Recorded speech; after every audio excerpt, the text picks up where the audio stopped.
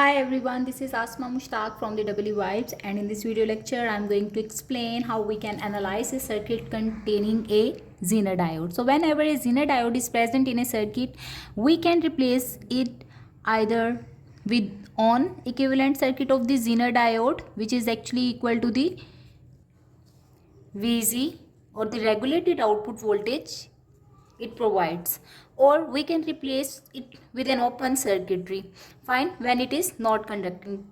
So in the on state it is replaced with the VZ equivalent, and in the off state we will replace it with an open circuit, fine. When we will start the analysis, initially we will assume that there is no Zener diode is present in the circuitry, and we will evaluate the value of the load voltages, which is VL. As it can be seen that VL can be determined using the voltage division rule, according to which it is equal to RL divided by R plus RL into V in. Fine. So 4 kilo ohms divided by 4 kilo ohms plus 1 kilo ohm multiplied by 17 volts. When you will simplify this, you will get VL is equal to 13.6 volts.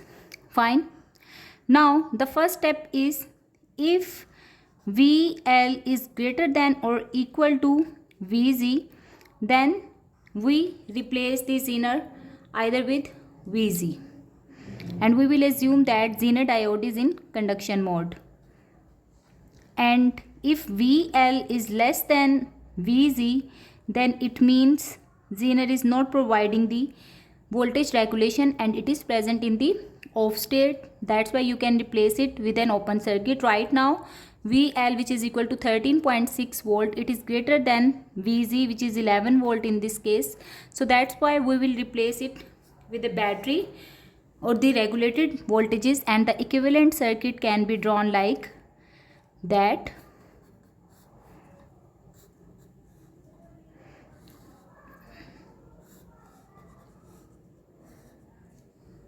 Okay, once you have drawn an equivalent circuit of this, you can determine the value of the load current, which is IL. Okay, and IL is actually equal to VL divided by the value of the load resistance. Since the both are connected in parallel, that's why Zener is in conduction mode, and you can simply replace the VL voltage is equal to 11 volts, fine. We did not, or we will not replace it with the 13.6 volt. Why? Because they both are in parallel, and when you will connect the voltmeter over here, you will get the voltages equivalent to 11 volts, because the Zener is providing the regulation. So that's why you will divide 11 by 4 kilo ohms, and this will give you the value of the load current, which is equal to 2.75 milliamperes. This is the value of the load current, fine. Now we know that these are the input voltages which are being divided across this resistor R, current limiting resistor, and the voltages across the Zener. Because they both are parallel, so the voltages will be same in this case. So we can write the KVL like input voltages are distributed among the VR plus VZ, and from here you can determine VR is equal to VI minus VZ, which is equal to 17 minus 11 volts, 6 volts. So these are the value of the voltages across this resistor R, fine. Now let's determine the value of the current IR. IR is equal to VR over R. VR is equal to 6 volts divided by 1 kilo amperes, which will give you 6 milliampere IR, fine.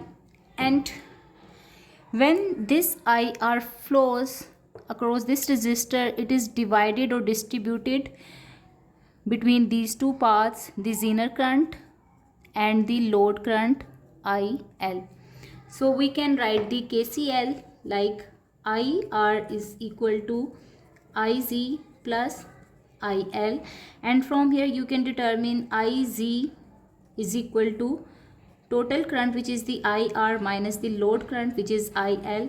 So 6 milliamperes minus 2.75 milliampere will give you 3.25